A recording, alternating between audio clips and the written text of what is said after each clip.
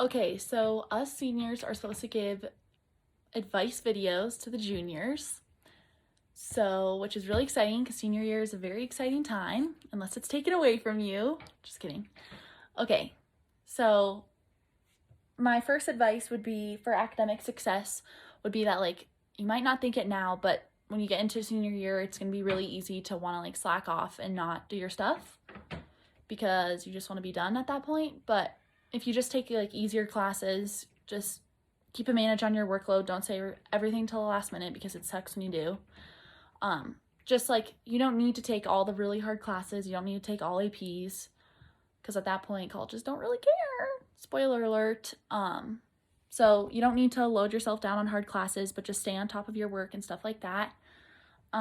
Dealing with stress, senior year definitely is a very stressful year. Like people say it's really easy academically, but it is really stressful because you're making really big decisions about where you're going to go with your life in the next year.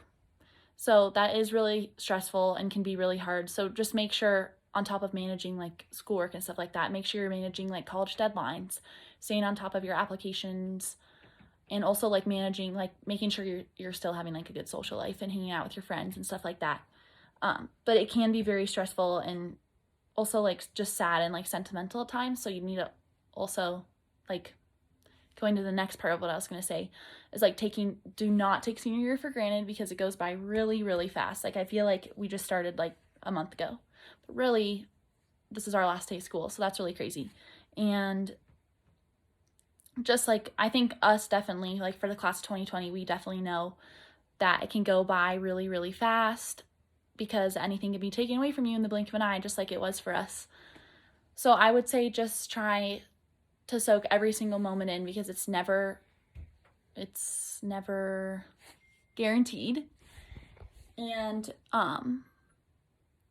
just it really does go by super fast.